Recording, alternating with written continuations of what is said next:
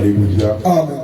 Rapidement, je vais donner l'essentiel de l'enseignement sur la saine doctrine. Amen. Amen. Je vais vous demander de m'accorder 30 minutes pour qu'on puisse vous présenter les fondements de la saine doctrine. Parce qu'on ne peut pas partir d'ici sans que nous n'éjections véritablement les jalons, parce que nous avons constaté sur le terrain que beaucoup n'ont pas encore compris l'essentiel même de la parole de Dieu. Amen. Je veux rappeler à quelqu'un que l'Éternel des armées lui-même s'est dépouillé de sa toute puissante divinité. Il s'est dépouillé de sa couronne de roi, il s'est dépouillé de ses vêtements de roi de Dieu, il s'est dépouillé de ses appareils, il est venu en tant que saint homme. Amen. Donner sa vie à la croix pour nous. À ce juste titre, nous qui le suivons, nous qui sommes ses imitateurs, nous devons nous dépouiller de nos appareils. Nous devons nous déplier de la colère, du mensonge. Nous devons nous déplier de l'impudicité.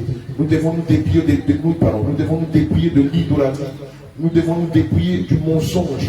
Nous devons nous déplier de la calomnie. Mais il n'y a pas seulement que ces choses-là dont nous devons nous dépouiller. Amen. Depuis le mardi, les hommes de Dieu n'ont pas arrêté de vous présenter la sanctification du corps aussi. Et c'est important de vivre dans la sanctification du corps, du cœur et de l'esprit. Amen. Il y a 3 types de sanctification. Si les 3 ne sont pas réunis, vous n'êtes pas en train de faire la volonté de Dieu. Si les 3 types de sanctification ne sont pas réunis, vous n'êtes pas en train de servir Dieu en esprit, en vérité. C'est pourquoi il est important de chercher à faire la volonté de Dieu tout en marchant dans les 3 types de sanctification. Amen. Ici, je vais vous présenter la première. Je crois que par la grâce de Dieu, nous allons inviter les hommes de Dieu sur une période à Bassin et les former pour qu'ils vous donnent la suite des autres sanctifications, qui sont la sanctification du cœur, hein, le cœur qui est lié à l'âme, et la sanctification de l'esprit. Amen. Puisqu'en nous, il y a le corps qu'on voit, il y a le cœur qui est lié à l'âme et il y a l'esprit. Amen. Lorsqu'on meurt, le corps retourne à la poussière, le cœur qui est là retourne, soit va au ciel ou en enfer, et l'esprit retourne à Dieu. Amen. Gloire à Jésus. Quelqu'un prend Ecclésiaste 12, verset 11.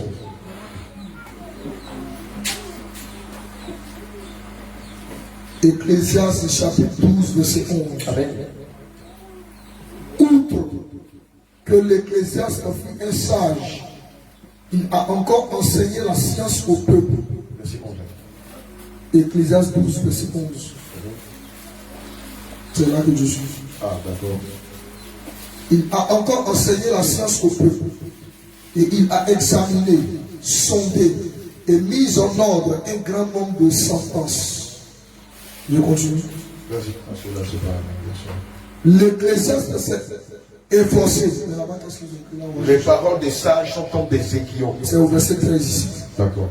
Les paroles des sages sont comme des aiguillons. Amen. Et rassemblées en un recueil. Elles sont comme des clous plantés, donnés par un seul maître. Alléluia. Ce matin, c'est ce que nous allons faire. Je vais planter la parole des sages dans votre cœur, afin qu'après notre départ, que cette parole-là reste. Alléluia. Qu'elle demeure et que vous continuez de l'appliquer jusqu'à ce que la trompette sonne. Alléluia. Amen. Amos 6, verset 12.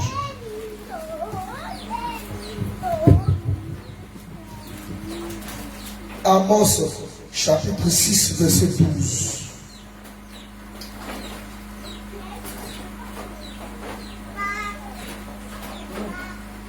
Je vais dire, est-ce que les chevaux, c'est ça?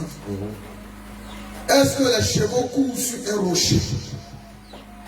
Est-ce qu'on y laboure avec des bœufs? Pour que vous ayez changé la toiture en poison et le fruit de la justice en absinthe. Alléluia. Amos 5, verset 7. Amos 5, verset 7. Bien aimé, il faut le noter, tu vas le lire après à la maison. Amos, chapitre 5, verset 7. Oh, vous qui changez le droit en absence et qui foulez la terre, qui foulez à terre du moins la justice. Alléluia. Oh, vous qui changez le droit en absence et qui foulez la terre, qui foulez à terre la justice. Amen. La justice, c'est quoi? Bien aimé, la justice, c'est la parole de Dieu. Amen. Amen. La justice, c'est qui? La justice, c'est Dieu lui-même. C'est Jésus lui-même. Alléluia. Amen. Et lorsque vous marchez contrairement à la parole de Dieu, vous n'êtes plus dans la justice. Claire. Vous n'êtes plus injuste. Vous devenez injuste devant Dieu. Claire. Alléluia. Amen. Dieu établit des règles. Dieu établit des statuts. Dieu établit un ordre prédéfini. Et si vous ne marchez pas selon ce ordre-là, vous devenez rebelle, vous devenez réfractaire à Dieu. Alléluia. Amen. Gloire à Jésus. Amen. Genèse 35, verset 2. On va commencer par les vêtements. Amen. Genèse 35, verset 2. Est-ce qu'un chrétien peut s'habiller n'importe comment? Est-ce qu'une chrétienne peut mettre son corps dehors? Chérie, regarde ma poitrine. Chérie, regarde mon dos. Chérie, regarde mes cuisses. Est-ce qu'un chrétien peut-il mettre ses biceps dehors? Regarde mes atibatés.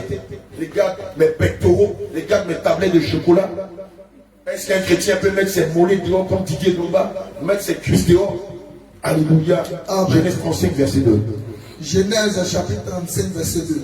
Amen. Jacob dit à sa maison et à tous ceux qui étaient avec lui: ôtez les dieux étrangers qui sont au milieu de vous. Purifiez-vous et changez de vêtements. Alléluia. Amen. Purifiez-vous et changez de vêtements. Purifiez-vous et changez de vêtements. Pourquoi est-ce que Jacob va leur demander de changer de vêtements? Pourquoi Jacob va demander à sa famille de changer de style vestimentaire? Parce que sa famille n'était pas habillée conformément à la parole de Dieu. Comment Dieu veut qu'on s'habille selon sa parole? Quelle idée? Quelle idée? Comment Dieu veut qu'on s'habille conformément à sa parole? Alléluia. Oui, mon bien-aimé, homme de Dieu. Dieu veut qu'on s'habille décemment. Amen. Alléluia. Effectivement, il a raison. Quelqu'un d'autre peut dire le contraire de ce qu'il a dit. Pour les hommes, est-ce que Dieu veut qu'on s'habille en débardeur quand on se balade dans le village? Puis on met un short et puis on voit ses cuisses, ses mollets dehors. Oui, mon bien-aimé. Non, Dieu veut qu'on s'habille bien. Dieu veut qu'on s'habille bien. Alléluia. Amen. Amen. Amen. Lévitique 18, verset 7. Lévitique chapitre 18, verset 7. Lévitique 18, 7. Tu ne découvriras point la nudité de ton père, ni la nudité de ta mère. Alléluia. C'est ta mère. Amen. Tu ne découvriras point sa nudité. Regardez, je veux m'adresser ici aux parents qui sont avec nous ici à Jésus Revient Bleuet à Cacro. Parents de Bleuet à Cacro. Toutes les fois vous vous mettez à moitié nu devant vos enfants, ce que vous ne savez pas, c'est que vous les maudissez. Ici, on est en pays Akan. On est en pays Ani. Tous les Ani qui Ani ici, tous les Ani le savent. Pour maudire quelqu'un, on va se mettre nu ou à moitié nu. Qui connaît la tradition? Amen. On va même pas aller même, on va même pas arriver même dans Kodo. Ça là même, c'est trop loin même. Amen. Quand on a envie de maudire quelqu'un, on se met nu ou à moitié nu. Amen. Quand on se met nu, si c'est une femme, comme l'homme de Dieu, Dr. Abraham l'a dit tout à l'heure, elle va prendre son cache sexe. Parce que Kojo, là, les gens qui sont nos bien-aimés qui sont à l'extérieur ne connaissent pas Kojo. Elle prend le cache sexe et elle tape sur leur partie intime. Elle dit: si moi tu n'es jamais monté sur moi, ce que tu cherches là, tu ne vas jamais avoir ça. Alléluia. Amen. Aussi, lorsque vous êtes torse nu ou à moitié nu devant vos enfants, ce que vous ne savez pas, vous les maudissez. Amen. Et c'est ce qui va provoquer chez vos enfants l'impudicité ou la sexualité précoce. Vos enfants qui font papa et maman, c'est parce que vous leur avez montré votre nudité ou la moitié de votre nudité que ça les a infectés, ça pollue leur esprit. Et eux aussi vont aller prendre leur petite soeur ou leur grande soeur ou l'enfant du voisin pour avoir des relations sexuelles avec l'enfant du voisin ou l'enfant de la voisine. Amen. Mais si vos enfants n'ont pas vu votre nudité, ils ne peuvent pas être maudits. Et donc du coup, ils ne peuvent pas prendre cet esprit de sexualité précoce. Amen. C'est pourquoi la parole de Dieu dit que tu ne peux pas voir la nudité de ton père ou la nudité de ta mère. C'est sa nudité. Lorsque Dieu parle, il ne parle pas en vain. Lorsque la parole de Dieu cite quelque chose, ce n'est pas en vain. Le but premier derrière la parole de Dieu, c'est la sauvegarde ou le salut de nos âmes. Combien de fois vous n'avez pas dit à vos enfants ici, ne mets pas ta main dans le feu? Pourquoi vous l'avez fait, vous qui êtes parents? Pourquoi vous l'avez fait? Quelqu'un peut me dire? Alléluia. Pourquoi vous interdisez à vos enfants de mettre la main dans la prise de feu ou dans la prise de courant? Parce que s'il met sa main dans le feu, il va brûler. Parce que ça va le brûler. Et s'il met sa main dans la prise de courant, qu'est-ce qui va lui arriver? Oui. Ça va l'électrocuter. Ça va l'électrocuter. Mais pourquoi vous le dites à vos enfants? Quel est le but derrière? Pourquoi vous le dites à vos enfants? C'est parce que vous les détestez. Pourquoi vous le dites? Parce que tu l'aimes. C'est par amour. Mais quand le Seigneur aussi nous dit de ne pas exhiber notre nudité, mais c'est parce qu'il nous aime. C'est par amour qu'il le dit. Et nous, par amour, qu'est-ce qu'on va faire? Qu'est-ce qu'on va faire par amour pour Christ? On fait quoi? Oui. Obéir. Et il n'y a pas que les 2 premiers de la classe et les autres élèves de la classe. On est à l'école du Saint-Esprit. On doit obéir. Alléluia. Le livre de 1 Samuel 15, verset 22 dit, ce n'est pas la peine, que l'obéissance vaut mieux que le sacrifice. Quand Dieu parle, nous, en tant que ses enfants, nous devons de lui obéir. Mais si quelqu'un dit, moi je m'en fous, d'accord, ça c'est quoi ça? On ne peut pas, mais il fait chaud, moi il me déshabille. C'est quoi? Jésus, on ne met pas sa vie dehors. S'il meurt sans se soumettre au commandement de Dieu, qu'est-ce qui va lui arriver? Il va se retrouver où? Oui, derrière toi de Dieu. Il va se retrouver en enfer. Alléluia. Amen. Quelqu'un va me dire, parce qu'il s'est déshabillé, il va se retrouver en enfer. Mais est-ce que c'est pas écrit? C'est pas écrit. C'est écrit, non? Admettons par exemple que quelqu'un a son mur, et puis il a écrit dessus un crédit de pisser, sous peine d'amende de 10 000. Si tu pisses, qu'est-ce qui va t'arriver? Tu as payé l'amende de 10 000, non? Est-ce que tu peux dire, petit pipi là, 10 000? Est-ce qu'ils vont t'écouter? Mais si nous les hommes, nous appliquons nos lois, si nous les hommes, nous nous évertuons à appliquer les lois de l'État, qu'est-ce qui nous empêche d'appliquer les lois de Dieu? Surtout que c'est salvateur pour nos âmes. Surtout qu'il s'agit du salut de nos âmes. Si Dieu te dit, n'expose pas ta nudité, ni devant tes enfants, ni devant qui que ce soit, qu'est-ce que tu fais? Tu la caches. Tu la caches. Ce n'est pas seulement pour tes enfants, mais c'est surtout pour éviter que quelqu'un ou quelqu'un ne te convoite. Amen. Regardez. Non. Si un gros bras difficile, il s'habille en démembré, il met ses biceps dehors, il met ses pectoraux dehors. Vous allez voir, toutes les femmes seront gênées. Beaucoup qui sont mal affermis vont commencer à le convoiter. Mais ce que vous ne savez pas, c'est que lui qui aura poussé ces femmes à pécher, les femmes qui vont le convoiter auront elles aussi péché avec lui dans leur cœur. Alléluia. Amen. Donc c'est pour éviter les publicités que le Seigneur nous demande de recouvrir notre corps, de nous habiller avec décence, de nous habiller avec pudeur, de nous habiller avec modestie. Amen. Les hommes qui sont ici, si une dame vient ici en pantalon, en collant, voilà calipige, voilà fesse, voilà tout, comment les hommes seront? Vous allez voir, ça va créer du désordre dans l'église. Une de trois sont derrière, une de trois sont derrière. L'esprit d'impudicité va gagner l'église. C'est pourquoi le Seigneur demande que nous cachions notre nudité. Cela n'est pas discuté. C'est un ordre. Pourquoi on dit commandement de Dieu? Parce que derrière le commandement là, il y a commandé, il y a ordre, il y a soumettre. Ce n'est pas une requête que Dieu vous fait. Non, c'est pas s'il te plaît, il ne faut pas te déshabiller. Non, on te dit qu'il ne doit pas découvrir ta nudité. Dieu, c'est pour ça que le Seigneur se fait appeler l'Éternel des armées. Il est le chef d'état-major de tous les chrétiens. Et quand il parle, c'est un ordre. Maintenant, toi, tu ne veux pas te soumettre à cet ordre. Malheur à toi. Alléluia. Ne soyez pas distraits, s'il vous plaît. Amen. Amen. Prenons 1 Timothée 2, verset 9 à 10. Je veux aussi que les femmes vêtues d'une manière décente. Je veux aussi que les femmes vêtues comment? D'une manière décente. Décente là. Il y a collant dedans. Est-ce que quand on s'habille en collant, c'est de la décence? Non, dites-moi, parce que c'est dit, lorsqu'une femme s'habille en collant, est-ce qu'elle est décemment habillée? Lorsqu'une femme habille en pantalon, est-ce qu'elle est décemment habillée? Lorsqu'une femme met cycliste, est-ce qu'elle est décemment habillée? Lorsqu'une femme s'habille en celle-ci pour venir dans l'église de Dieu, est-ce qu'elle est décemment habillée? C'est de ça qu'il s'agit. L'écriture ne parle pas en vain. Lorsque Christ parle, il veut que tous se soumettent à sa parole. Alléluia. Donc, premier style que la femme chrétienne, et même l'homme chrétien doit avoir, c'est la décence. Ensuite, quoi d'autre? Avec pudeur. C'est quoi la pudeur? Quand on dit de s'habiller avec pudeur, qu'est-ce que ça veut dire? Quelqu'un a une idée? Quand Dieu recommande que ses enfants s'habillent avec pudeur, donc le contraire de pudique, c'est quoi? Toi, tu as arrivé à Cameroun. Toi, tu as compris, on pose des questions, c'est vous qui répondez. Donc, vous avez lui à qui on demandait. Alléluia. Le contraire de pudique, c'est quoi? Bon, il a déjà dit ça là, si tu ne connais pas, c'est que vraiment il y a un problème. Le contraire de pudique, c'est quoi?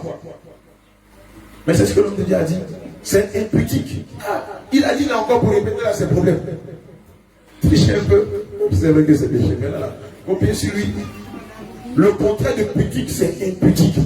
Regarde, femme chrétienne, lorsque tu t'habilles en grande messe pour exhiber tes aisselles, ta poitrine, ton dos, ou même ton ventre, dehors, tu es impudique.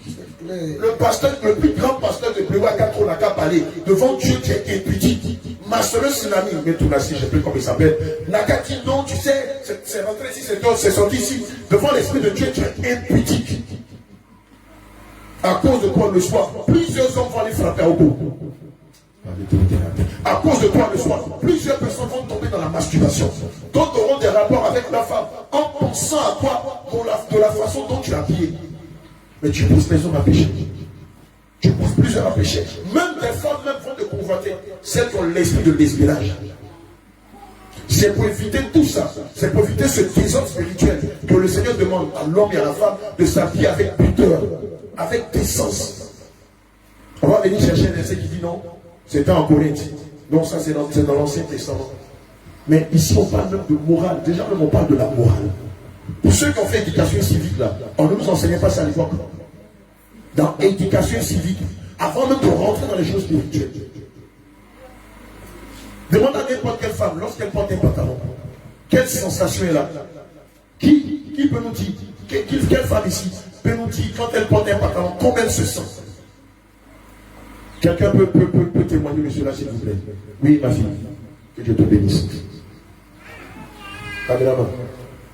Par contre, quand je portais un pantalon, je me disais que j'étais habillée. Mais quand je suis rentrée, je suis venue en Jésus. Alléluia. Quand je porte le pantalon, j'ai l'impression que je suis nue. Évidemment, ce n'est pas une impression. Ta conscience même te dit que tu es plus. Amen. Mais remarquez, toutes les femmes qui portent un pantalon, il y a deux petits réflexes qu'elles font. Lorsqu'elles portent le pantalon, si c'est faux, tu lèves ta main, tu me dis c'est faux. Toutes les femmes qui portent le pantalon, regardez, quand elles portent un pantalon, elles prennent le haut, et puis elles cachent leur postérieur. Et puis elles cachent leur partie intime. Parce qu'elles ont cette impression-là qu'elles sont nues. C'est faux. Mes filles, mes mamans, c'est faux. Si une dit c'est faux, pardon, lève ta main. Parce que nous, on ne connaît pas tout. C'est faux. Mais lorsque vous portez une jupe ou une robe, pourquoi vous n'avez plus ce même réflexe-là? Pourquoi vous ne faites plus comme ça et comme ça? Pourquoi? Parce que naturellement, ce style vestimentaire est dédié à la femme. Parce que ce style vestimentaire est l'exclusivité de la femme. La robe, la jupe, c'est le vêtement que le Seigneur a fait porter à elle dans le jardin d'Éden. C'est comme ça que lorsque vous vous habillez comme ça, vous n'êtes pas gêné. Mais regardez une femme qui a porté pantalon blanche, noire, rouge, verte, quelle que soit sa couleur de peau, quand elle s'habille, elle fait comme ça. Elle fait comme ça. Elle fait comme ça. Le couturier qui a créé le pantalon, la braguette, il a mis où? Couturier là, qui a créé le pantalon, la braguette, il a mis ça où? C'est pas devant. Le bon effort. Fermeture claire là, merci. Fermeture claire là. Le couturier, quand il a créé le pantalon, il a mis ça où? Maintenant, devant là, c'est pour qui? C'est pour les femmes. Une femme n'a qu'à s'arrêter pour que ça va voir. Ceux qui défendent le poids du pantalon chez la femme, dites-leur en fait toute leur sagesse du monde là. Une femme n'a qu'à s'arrêter pour que ça va voir. Elle n'a qu'à tirer la braguette là où bien la fermeture claire. Si c'est bon, si ce vêtement est pour les femmes, elle n'a qu'à s'arrêter, tirer sa braguette et puis on va voir. Si elle est garçon, bien si elle est femme. On parle de ça, les gens viennent. Ils veulent contester Dieu. Ils veulent contester la parole de Dieu. Ils veulent argumenter si des choses qui sont aussi claires, aussi simples pour un enfant même de la maternelle, petite section. Vous-même là, qui êtes femme, quand vous êtes né, est-ce que c'est un pantalon que vos parents vous faisaient porter? C'est pas robe. C'est pas robe. Mais pourquoi quand vous avez grandi, vous avez commencé à changer? À cause de quoi? À cause de garçons. Pour même penser mentir. C'est à cause des garçons. Et quand on voit vos belles jambes, vos fesses là, quand on voit ça, vous aussi, il faut qu'on parle de vos quartiers. Mais ça ne vient pas de la séduction. La séduction là, c'est Jésus. Afin des sexy là, c'est dans la parole de Dieu. Tu vas prendre la Bible, depuis Genèse jusqu'à Apocalypse, il n'y a pas le mot sexy dans la parole de Dieu. Ce sont les païennes qui pensent à être sexy. Ce sont les païennes qui pensent à séduire. Ce sont les religieuses qui pensent à séduire. Mais une femme vertueuse n'est pas dans une dynamique de séduction. Oh la go, oh la go, oh la miss, oh la miss. Et puis elle roule ses hanches là. Elle n'a qu'à sortir du salon de coiffure, tu vas voir. Tout le monde saura qu'elle est quittée dans le salon de coiffure. Mais le Seigneur ne veut pas de ces choses-là. Le Seigneur ne veut pas de ces choses. C'est pourquoi le Seigneur nous appelle à la repentance. Vous appelle à la repentance. Alléluia. Et si un grand pasteur, le plus grand pasteur au monde, vient vous dire le contraire de la parole de Dieu, c'est un antéchrist. Il n'est pas d'Élie, il n'est pas de Yehoshua Mashiach. C'est quelqu'un qui veut que ton âme se perde. Regardez comment vous êtes belle aujourd'hui, avec le voile. Regardez comment vous êtes belle, habillée avec pudeur. Gloire à Jésus.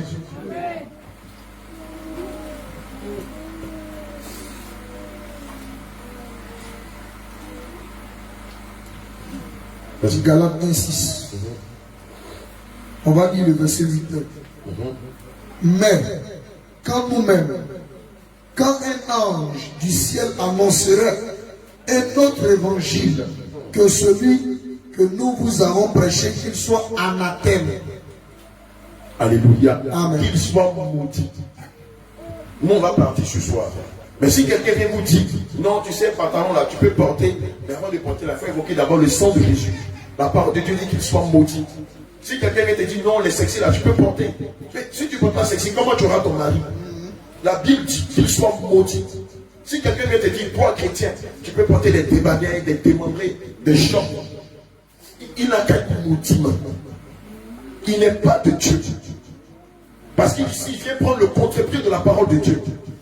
Je l'ai dit tantôt, le mot sexy n'existe pas dans la parole de Dieu. Le mot sédition ne fait pas partie du langage de Dieu ou de la conduite des enfants de Dieu. Quand tu t'habilles en sexy, c'est pour faire quoi? Tu aimes l'enfer, tu aimes tellement l'enfer que tu veux t'habiller en sexy. Amen. Regardez, je veux m'adresser aux hommes. Lorsque vous portez un short, vous, enfants de Dieu, il n'y a pas de différence entre vous et une jeune fille qui porte des mini. C'est clair. La façon dont vous voyez les filles en mini, ça vous excite là. C'est comme ça que quand les jeunes filles aussi vous font en chant, ça les excite. Or, c'est un péché de pouvoir faire tomber les enfants de Dieu dans la séduction. Donc, vos cuisses et vos mollets, vous devez les cacher. Vous devez vous repentir et les cacher. Amen. Votre corps étant le temple du Saint-Esprit, tout ce que vous devez porter doit être lié à la dignité, doit être lié au sacré. L'image là, c'est sacré. Choc là, il y a de la dignité dedans. Regardez, même à l'école, quand vous allez à l'université, quand vous prenez des facultés telles que la faculté de droit, hein, où on prépare les avocats, où on prépare les médecins, où on prépare les pharmaciens, où on prépare les juristes, les juges, les notaires et les procureurs, on leur enseigne que, en tant qu'officier de l'État, ils ne doivent jamais s'habiller en short. On va parler de culottes, ça c'est le langage ivoirien. Sinon, quand on parle de culottes, c'est les dessous des femmes. On leur interdit formellement de s'habiller en short pour se balader dans la rue. Parce qu'on dit que le métier qu'ils font confère la dignité. Tu as compris? Médecin, avocat, procureur, juge, notaire, magistrat. On leur interdit formellement, dans les enseignements qu'on leur donne, de s'habiller en short. Pour les femmes en mini-jupe. On leur interdit formellement de s'habiller ici. Mais là, on est à l'école. On est à l'école des hommes. On n'est même pas dans la parole de Dieu. Or, toutes ces choses sont tirées d'où? De la parole de Dieu. Alléluia. Gloire à Jésus. Je vais donner quelques détails. Les dessous sexy. Amen.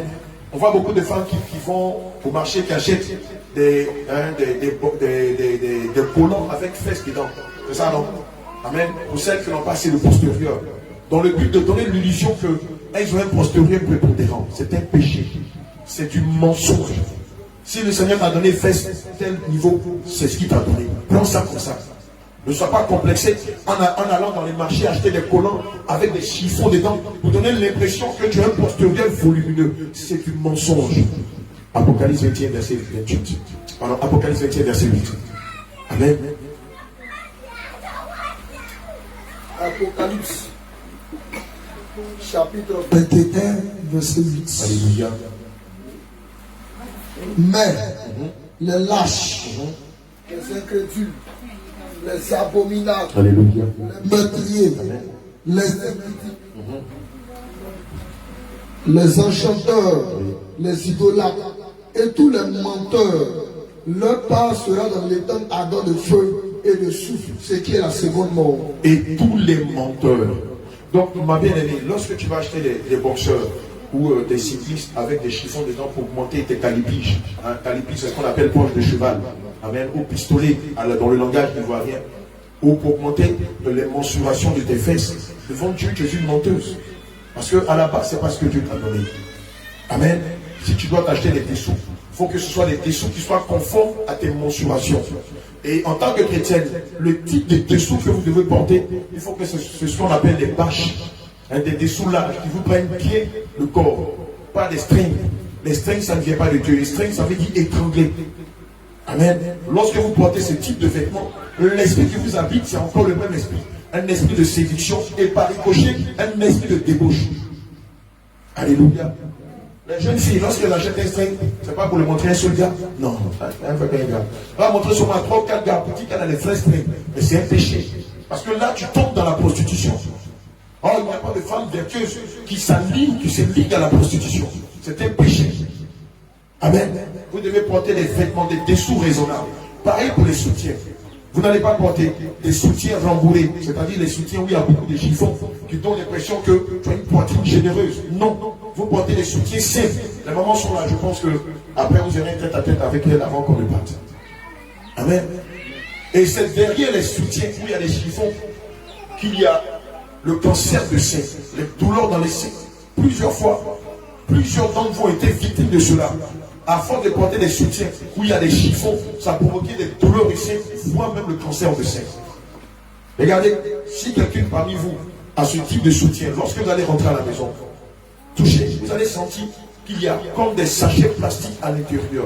Et lorsque vous ouvrez le chiffon, vous allez voir que dans le sachet plastique, il y a un liquide bizarre, souvent qui est inodore. Mais le liquide qui est à l'intérieur de ce soutien, il provoque le cancer de sein.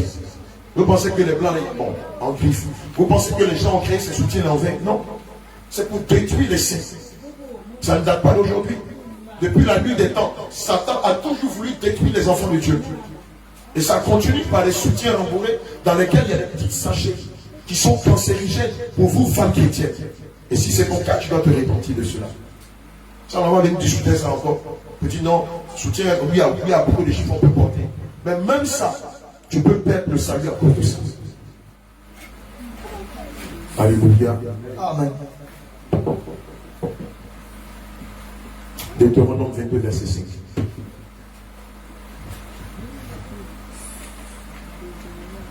Verset 5. Deutéronome 22, verset 5. Une femme ne portera point un habillement d'homme. Et un homme ne mettra point de vêtements de femme. Alléluia. Car quiconque fait ces choses est en abomination à l'Éternel ton Dieu. Alléluia. Amen. Voilà ce que le Seigneur Jésus dit sur le port du pantalon. Ou des vêtements d'hommes et des vêtements de femmes. Vous vous imaginez si on était là, nous les hommes de Dieu, et qu'on était habillés en jupe écossaise. Amen. Si on était habillés en jupe ce matin, qu'allez-vous dire de nous? Vous allez dire quoi? Que Raymond a fait venir ici des PD, c'est ça, non? C'est pas ça. On dit Raymond, tous les hommes de Dieu qui sont en Abidjan là, c'est un PD là qui a fait venir. Parce qu'il pense que vous l'avez dit, on est des PD. C'est pas ça. Mais toutes les fois où vous femmes vous habillez en pantalon, devant l'Esprit de Dieu, vous êtes des travestis. Devant le Saint-Esprit, vous êtes comme des travestis. Est-ce que c'est comme même? Vous êtes des travestis. Et le vêtement pantalon pour les cyclistes ne sont pas pour les femmes. Ce sont des vêtements exclusivement réservés qu'aux hommes que nous sommes. Amen. Regardez comment vous êtes belles dans vos robes. Comment vous êtes très belles dans vos robes et dans vos jupes. Voici le type de vêtements que le Seigneur vous a donné. Vous, femmes chrétiennes. Non pas des pantalons, non pas des collants, non pas des cyclistes. Ce sont des vêtements d'homme. Quand on voit dans l'histoire, vous allez remarquer qu'à l'époque, c'était les lutteurs qui portaient les collants. Les lutteurs, quand vous allez dans l'histoire, c'était les lutteurs qui portaient les collants pour être plus flexibles dans leur combat.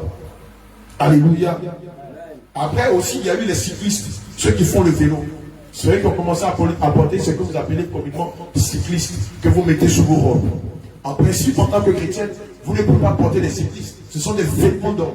Vous, en tant que chrétien, le style de vêtements que vous devez mettre sous vos robes, c'est ce qu'on appelle communément des jupes.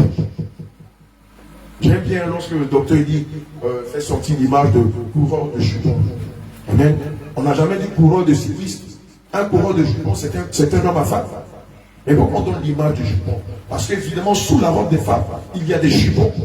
Ça n'a jamais été les cyclistes. C'est le modernisme qui a introduit ce style de vêtement chez les femmes. Sinon, ça n'a jamais été vêtement de femme. Et devant Dieu, ça ne sera jamais vêtement de femme, pardon. Et si vous vous entêtez à mettre des cyclistes sous vos robes, malheur à vous. Plusieurs fois, nous avons eu à prier pour des dames dont l'esprit de Jézabel s'est manifesté. Et l'esprit de Jézabel a dit, c'est parce qu'elle m'a porté que je l'ai possédé. Et quand on a demandé à Jézabel, comment tu l'as possédé? Jézabel, c'est la déesse de la beauté artificielle. Pour toi qui ne sais pas qui est Jézabel. Alléluia. Elle a dit, mais elle a mis sous sa robe mon cycliste. Elle a mis sous sa robe mon polant. C'est ce que ce démon-là disait. Amen. Et donc, en tant que chrétienne, il va falloir maintenant que vous réorganisez, que vous refassiez votre garde-robe. Vous ne devez plus vous comporter comme les païens ou les religieuses. Vous devez vous habiller conformément à la parole de Dieu. Amen. On le voit ici dans le livre de Deutéronome 28. Versets 42 à 43. Amen. Pardon, Exode 28, versets 42 à 43.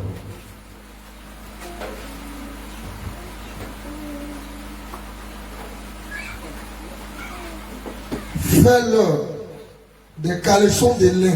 Fais-leur des caleçons de lin. Pour couvrir la nudité. Pour couvrir leur nudité. Ils iront depuis les reins. Regardez ce que le Seigneur Jésus dit.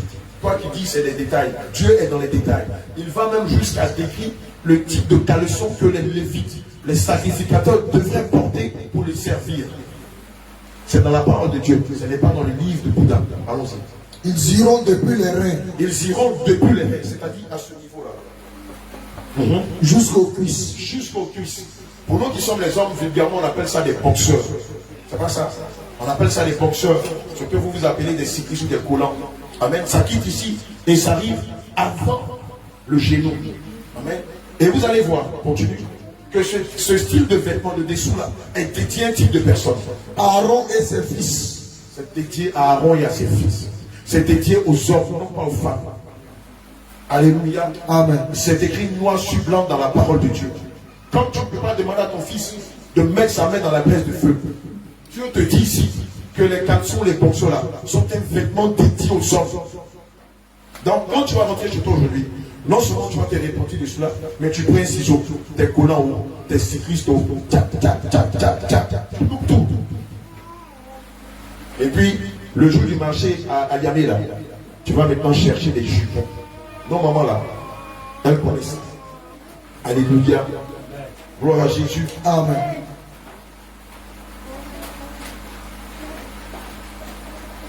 Revenez un peu sur les faux ongles, les vernis et tout ça. Quelqu'un prend Deutéronome 21, verset 10 à 12.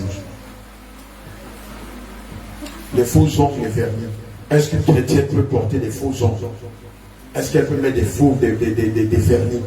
Amen. Deutéronome chapitre 21, verset 10 au verset 12. Alléluia. Quand tu t'approcheras d'une ville pour l'attaquer, tu lui offriras la paix. Si elle accepte la paix et t'ouvre ses portes, tout le peuple qui s'y trouvera te sera tributaire et asservi. Si elle n'accepte pas la paix avec toi et qu'elle veuille te faire la guerre, alors tu l'assiégeras. Et après que l'Éternel ton Dieu l'aura livré entre tes mains, tu en feras passer tous les mal au fil de l'épée. Mais tu prendras pour toi les femmes, les enfants, le bétail, tout ce qui sera dans la ville, tout son butin, et tu mangeras les dépouilles de tes ennemis que l'Éternel ton Dieu t'aura livré. Amen. Amen. Alors tu l'amèneras. Peut-être verras-tu parmi les captives une femme belle de figure, et auras-tu le désir de la prendre pour femme. Alors tu l'amèneras dans l'intérieur de ta maison. Elle se rasera la tête et se fera les ongles. Amen. Bien aimé, ici il s'agissait des païens. Lorsqu'Israël allait en guerre, le Seigneur disait, si vous voulez prendre des femmes parmi les païens, voilà le type de sort que vous allez les réserver avant de les prendre pour femmes. Elles vont se raser la tête, elles vont se faire les ongles. Mais toi, chrétienne, tu n'as pas besoin de mettre de faux ongles sur tes ongles. Tu n'as pas besoin de mettre des vernis sur tes ongles. Pourquoi? Parce que ces choses viennent du monde. Alléluia. Parce que ces choses ne sont pas inspirées par Dieu. Alléluia. Prenons le livre de Jean 14, verset 17. Jean 14, verset 17. La première phrase. Jean 14, verset 17. Amen. L'esprit de vérité. L'esprit de vérité. Qui est l'esprit de vérité? Qui est l'esprit de vérité? Micro pour toi. Qui est l'esprit de vérité? Qui est l'esprit de vérité? Oui. Qui est l'esprit de vérité? Le Seigneur Jésus. C'est le Seigneur Jésus qui est l'esprit de vérité. L'esprit de vérité, c'est l'un des attributs du Seigneur Jésus. Aussi, lorsque vous mettez de faux ongles, est-ce que c'est l'esprit de vérité que vous adorez? Est-ce que faux ongles va avec l'esprit de vérité de vous avoir? Est-ce que faux ongles va avec l'esprit de vérité qui est Jésus? Oui, mon bien-aimé. Ah, lui-même, il dit son nom, il dit c'est faux, donc c'est pas la vérité. Tu vois que c'est faux. Et puis tu dis que tu adores l'esprit de vérité. Entre toi et l'esprit de vérité, il y a un qui ment. Amen. Donc, toi qui mets de faux ongles ou des vernis, tu n'es pas en train d'adorer l'esprit de vérité. Tu es en train d'adorer l'esprit du mensonge. Et l'esprit du mensonge, c'est qui? C'est le diable. C'est Lucifer. Amen. Votre corps doit être un sujet de culte. Votre corps, notre corps, qui est le temple de Dieu, doit être un sujet de culte dédié à Jésus. Amen. Le culte, c'est pas seulement venir s'asseoir ici tous les dimanches. Non, non, non, non, non, non. Mon quotidien, la façon de te présenter devant Pierre ou Paul doit dire que réellement tu as confessé Jésus. Or, si dans ton corps, il y a quelque chose de faux, tu n'es plus en train d'adorer Dieu en l'esprit en vérité. Puisque Dieu se fait appeler l'esprit de vérité. Or, les choses que tu as mises sur toi sont artificielles, sont factices, sont liées au mensonge ou à la fraude. Or, Dieu n'est pas menteur et ne peut habiter dans un corps où le mensonge règne. Alléluia. Gloire à Jésus. Matthieu 5, verset 36. Sur les mèches, sur les cheveux défrisés, sur les perruques, sur les extensions, sur les brésiliennes. Est-ce qu'une chrétienne peut porter ces choses-là et plaire à Dieu? Est-ce qu'une chrétienne peut porter ces choses et se retrouver dans les parvis célestes? Est-ce qu'une chrétienne peut mettre de faux cheveux, se défriser les cheveux, se teindre même les cheveux et espérer que lorsque la trompette va sonner, elle va se retrouver au ciel? Alléluia. Matthieu 5, verset 36 et Matthieu 10, verset 30. Matthieu, chapitre 5, verset 36. Car tu ne peux rendre blanc ou noir un seul cheveu. Car tu ne peux rendre blanc ou noir un seul cheveu. Ça veut dire quoi? Ça veut dire simplement que tu ne peux pas teindre tes cheveux dans la couleur noire qu'on appelle communément yobo. Devant Dieu, tu ne peux pas teindre tes cheveux en rouge, en rose, en vert, en quelle couleur? En feu, en jaune. Non, le Seigneur ne veut pas de ça. Ça vient du monde. Ça, c'est la convoitise du monde qui fait que chaque 31 décembre, tu vas gâter à Abidjan. Donc, tu teins tes cheveux, tu dis c'est 31 là, moi, ils vont y aller tuer les gars là. Et puis, tu teins tes cheveux en jaune. On voit, quand la période de 31 décembre arrive, plusieurs jeunes filles teignent leurs cheveux en feu. En chaud, on ne sait même pas quel est l'esprit. On sait quel est l'esprit, c'est l'esprit de Jézabel qui les anime. Amen. Et donc, le papa qui va voir la jeune fille teindre ses cheveux en jaune, qui lui-même a mis les yomos, il n'y a pas de différence. Selon Dieu, il n'y a pas de différence entre quelqu'un qui teint ses cheveux en noir et quelqu'un qui teint ses cheveux en rose ou en jaune. Devant Dieu, c'est un péché. Parce que si Dieu t'a donné des cheveux noirs, c'est sa grâce. Si tu as donné des cheveux marrons, c'est ta grâce. Si tu as donné des cheveux blancs, c'est ta grâce. Mais tu ne peux pas aller changer ce que Dieu t'a donné.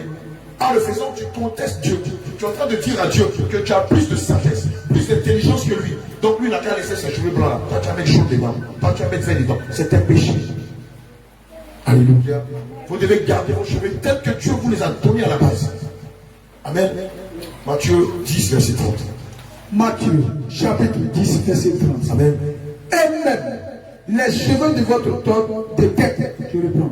Et même les cheveux de votre tête sont tous comptés. Et même que les cheveux de votre tête sont tous comptés. Ici, je vais m'adresser aux hommes comme aux femmes. On voit beaucoup d'hommes qui, lorsqu'ils vont chez le coiffeur, vont faire 2 tons. On rase ici, là. Et puis on laisse petit touffe de cheveux ici, on dirait militaire. Dieu ne veut pas de ça. Toi qui me fais, tu es animé d'un esprit guerrier.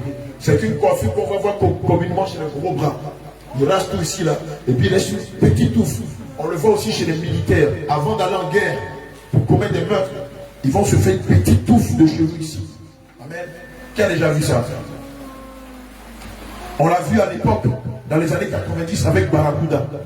Barracuda, qui a connu le film Agent Touriste. Barracuda se rasait tous les cheveux ici, et puis laissait tout ici, avec beaucoup de bagues. Amen. C'est un esprit guerrier. Amen.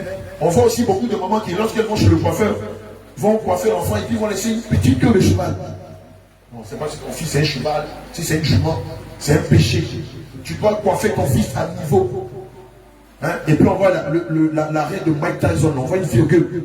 Les plus zélés vont faire les figures de style dans le cheveu de la tête de l'enfant. Mais c'est ça qui fait que vos enfants à l'école sont turbulents, sont voyous et passent leur temps à arracher le morceau de paix des enfants ou à agresser les plus petits. Tous les jours, on te convoque à l'école. C'est à cause de la coiffure que tu mets sur la tête de ton fils. Spirituellement, vous qui faites de deux tons à vos enfants, c'est comme un cercueil que vous mettez sur la tête de vos enfants. Je prie que le Seigneur ouvre vos yeux quand vous allez dans les salons de coiffure. Lévitique. Allons-y. Lévitique 19, verset 27. Alléluia. Je lis la parole de Dieu avec respect. Vous ne couperez point en rond le coin de votre chevelure. Alléluia. Amen. C'est ce que la parole de Dieu dit. Donc les figures de style vont vendre un rapport bien DJ sur la tête des enfants de Dieu. Le Seigneur n'en veut pas. Je vais vous dire une chose que le Seigneur nous a dit il y a quelques années. Il nous a dit, quand on parle de la sanctification, et quand vous, mes serviteurs, mes servantes, vous dites à mes brebis perdues que je n'aime pas telle coiffure, je n'aime pas tel style vestimentaire, je n'aime pas les boucles d'oreilles, j'entends des gens qui disent, à cause de petites boucles d'oreilles, on va aller en enfer. Et le Seigneur dit, oui, ça a l'air d'être petit, mais c'est pour ces choses-là que je condamne mes enfants. C'est pour ces choses que beaucoup d'entre vous perdent leur salut. Moi, ce sont mes lois que j'établis. Si mon Dieu, j'établis mes lois, vous qui voulez aller dans mon royaume, qu'est-ce que vous devez faire? Si je dis que je ne veux pas de boucle d'oreille dans ma présence, même si c'est boucle d'oreille des différents petits cacabas, débarrasse-toi de ces pieds, réponds-toi. Maintenant, si tu veux, si tu as gros cœur, pour une petite boucle d'oreille, petit cacabas, quand tu vas mourir, même si tu t'es sanctifié comment, mais encore des petites boucles d'oreille, tu vas aller en enfer. Ce sont mes lois. C'est mon Dieu. Moi, je sais ce qui est bien pour vos âmes, et je sais ce qui est mauvais pour vos âmes. Si moi je te dis, débarrasse-toi de ton enfant, débarrasse-toi ça. Si je te dis, ne porte pas de boucle d'oreille, c'est ma parole. Quand tu veux la contester, ok, conteste-la. Fais ta volonté, ne te soumets pas à la mienne. Quand tu vas mourir, c'est même pas moi qui vais parler. Tu connais Satan, l'homme à la culotte noire. C'est lui qui va prendre ma parole.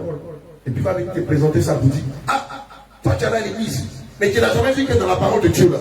Comme Dieu t'a interdit de mettre des boucles d'oreilles, à plus forte raison même de te percer les oreilles. Viens, on va aller en enfer. Ce jour-là, tu penses que tu auras la force pour le contester. Ce jour-là, tu penses que tu auras la force pour argumenter. Tu penses que ce jour-là, tu auras la force pour dire non, moi on m'a jamais enseigné ça, mon pasteur m'a jamais dit ça. Il va dire, tu le savais où, tu ne le savais pas où, en enfer. Amen. C'est ça la parole de Dieu. C'est ça la parole de Dieu. Amen. Il y a des lois même qui sont plus banales qui amènent en prison.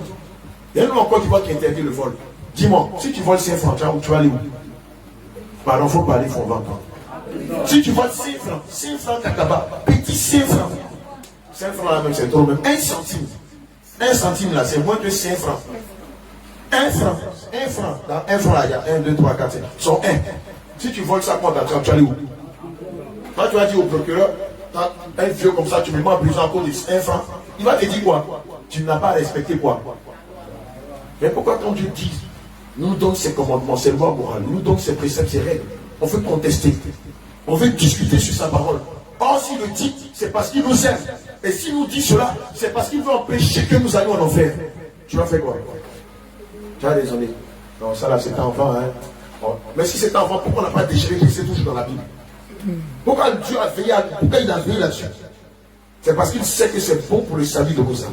C'est pourquoi je t'en prie, nous quand on va sortir d'ici là, quand les gens vont commencer à faire vous dites, moi je vais aller au ciel, moi je vais aller au ciel. Vous qui aimez discuter, discuter. Quand la mort va venir, quand Satan va venir, vous aurez le temps de discuter avec lui. Mais moi, je me prépare pour le ciel. Alléluia. Alléluia. Maintenant, est-ce qu'une chrétienne, il est bon pour une chrétienne de se dépigmenter la peau, de se tchatcho nanga et confiolo? Non, je n'ai pas dit de rester dans mon côté comme moi. Alléluia. Est-ce qu'une chrétienne peut se tchatcher, peut se dépigmenter la peau? Rouge ici, vert là, bleu ici, noir là, elle est bronzée, ça fait un peu Aztec Africa, Mouillé Mimosa façon là. Est-ce qu'il est bon pour une chrétienne de se dépigmenter la peau? Jérémie 13, verset 23 à 26. Tout ce qu'on est en train de t'enseigner là, il faut noter. Parce que le diable a ses agents dehors. Le diable a ses agents dehors. Ils vont te dire tout ce qu'on t'a dit là, c'est faux. Si un agent du diable te dit c'est faux, il faut lui dire de montrer le contraire de ce qu'on a dit dans la parole de Dieu. Il va parler avec ses propres pensées. Il va dire non, tu sais, c'est-à-dire non, il faut lui dire Joe. C'est quand les hommes de Dieu ont dit là, il faut nous montrer le contraire et bien fait. S'il n'y a pas le contraire de la parole, il faut me laisser. Moi je suis Joël au ciel. Jérémie 13, verset 23 à 27, sur la dépigmentation. Jérémie 13, verset 23 à 25. Un Éthiopien peut-il changer sa peau et un léopard sa tache? De même, pourriez-vous faire le bien, vous qui êtes accoutumés à faire le mal? Je les disperserai comme la paille emportée par le vent du désert. Voilà ton sort, la part que je te mesure, dit l'Éternel, parce que tu m'as oublié et que tu as mis ta confiance dans le mensonge. Quelqu'un peut remplacer un Éthiopien par une femme. On va remplacer un Éthiopien par une femme. Allons-y doucement. Une femme peut-elle changer sa peau? Voilà ce que le Seigneur Jésus demande. Il demande, est-ce qu'une femme peut-elle changer sa peau? Toi qui dis tchatcho, il n'y a pas ça dans la Bible là. Voilà, on a trouvé. Ta maman pasteur qui s'est tchatcho là, il faut lui montrer ça. Il faut lui dire, maman, il y a un pasteur qui dit, si tu fais tchatcho, si tu te dépigmentes ta peau que tu ne te répands pas, tu n'arrêtes pas cela, tu meurs, tu vas aller en enfer. Il faut avoir la plus grande option au monde. Maintenant, maman, il faut nous expliquer ce que Dieu dit ici là. Dieu dit, est-ce qu'une femme peut changer la couleur de sa peau? Ou bien est-ce qu'un homme peut changer la couleur de sa peau? Continuez. Une femme peut-elle changer sa peau? Alléluia. Et un léopard ses taches? Qui a déjà vu le léopard, même à la télé? Le léopard, là, cette tache, là, c'est pas mal. Est-ce que c'est joli? Le léopard, là, cette tache, c'est joli à voir. Le léopard est l'un des animaux qui a la plus vilaine tache au monde. Mais tu as déjà vu le léopard aller au marché, dans un magasin de produits cosmétiques, dire au vendeur, waouh, c'est moi le léopard, donne-moi H24, je vais changer mes taches. Maintenant, laissez la vie même dans la ville, là, mais tout le monde va entrer en bouche. Le vendeur qui vend les trucs, il va entrer en bouche. Oh, le léopard n'a pas l'intelligence de Dieu. Le léopard, c'est un animal. Il n'a pas l'intelligence de Dieu. Il n'est pas à l'image de Dieu. Mais lui, malgré ses vilaines tâches, il est fier. Toi, Dieu t'a donné joli timbre salé. Qu'est-ce que tu fais? Tu n'es pas fier de cela. Tu n'as pas rendre grâce à Dieu.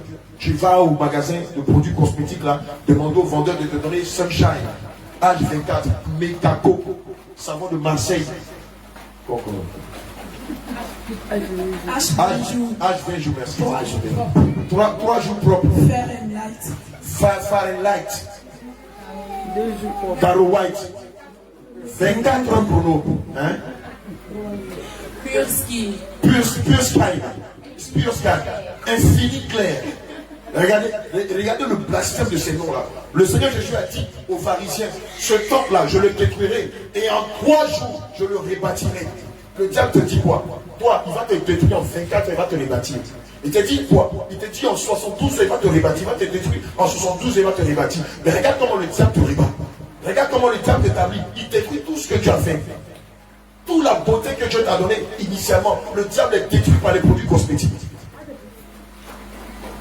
Maintenant, comme ça ne marche pas, ici est vert, ici est rouge, le diable encore va envoyer de ses agents. Ah, mais ton tchatcho là, ça ne réussit pas, les gars, je connais ce secret là. On appelle ça un renfort. Tu vas acheter ça, ça va enlever les quintaux là.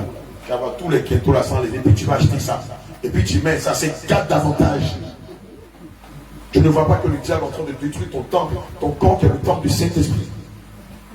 Ça là, un pasteur va venir tuer avec ça. Mais ce qui ne vous aime pas, un pasteur va te dire non, tu peux prendre H24, H72 heures, prier là-dessus, invoquer le sang de Jésus et puis mettre. Ça a changé quoi? Tu penses que ça va faire que l'Esprit de Dieu soit content de toi? Bien au contraire, ça va irriter l'Esprit de Dieu. Demandez à toutes les femmes qui se dépigmentent la peau. Pourquoi elles ont honte de leur photo d'enfant? Demandez-leur. Si la dépigmentation là c'est bon, c'est joli, c'est bien. Pourquoi elles ont honte de regarder même leurs photos quand elles étaient au collège, au lycée, au cycle primaire? Ça fait honte. Demandez à une tante qui s'est dépigmentée la peau. Tante, emmène de tes photos dans 20 minutes maintenant, mettre sur Facebook. Elle va te dire si tu fais ça avec tes giflés. Parce que tout le monde verra qu'en la vérité c'est une grande menteuse. Elle n'a jamais été claire. Et toi qui es clair, qui cherche à renforcer ton teint, c'est un péché. Ou toi qui es métisse ou qui es blanche, qui cherche à te bronzer, c'est un péché. Ça s'appelle la convoitise du regard et la convoitise du cœur. Beaucoup de femmes, le diable leur fait croire que, en se dépigmentant la peau, elles seraient mariées. Mais dites-moi, quand on prend Genèse 2, verset 24, est-ce que le Seigneur dit que c'est parce que tu vas te dépigmenter la peau que tu auras un mari? Il a dit simplement que l'homme quittera son père et sa mère et s'attachera à sa femme et les deux deviendront une seule chair. Est-ce que la condition pour se marier, c'était est-ce que c'était d'avoir été, je ne sais pas moi, Lydie, un teint métissé ou un teint de femme blanche? Non. Sinon, les hommes allaient marier toutes les femmes claires, les femmes blanches, pour laisser les femmes noires. Mais vous n'avez pas remarqué, vous-même, vous dépigmentez un moment là. La dépigmentation ne prend plus. Allez regarder au marché boulot. Surtout pour vous qui êtes devant le feu, qui vendez le feu, qui vous dépigmentez la peau, qui faites des promesses devant le feu. Mais le feu là te crie. Toutes les femmes qui se dépigmentent la peau, même les hommes. Il y a un truc incroyable que j'ai remarqué. Quand vous mourrez, le thé brûle. Je ne sais pas si tu avais déjà vu ça. Toi qui as déjà connu une femme qui s'est dépigmentée la peau, qui est morte, on n'arrive plus à la reconnaître. On a l'impression qu'elle a calciné. Qui a déjà vécu l'expérience? Elle a calciné. Le produit là se venge d'elle. La chair qu'elle a nourrie pendant des années va se retourner contre elle. Demandez, dites à toutes les femmes qui se dépigmentent la peau là, si elles n'arrivent pas, si elles ne se répondent pas, le diable les attend tourner au carrefour de la mort. Il va leur rappeler qu'on ne se moque pas de Dieu. Dieu t'a créé avec un joli teint. Et puis toi tu te tchatches. Sous prétexte que dans ton église on fait la promotion de la dépigmentation. Sous prétexte que dans ton église on n'enseigne pas ça. Sous prétexte que dans ton église la femme de ton pasteur se dépigmente la peau. Je ne sais pas que chacun de nous sera jugé personnellement et selon ses œuvres.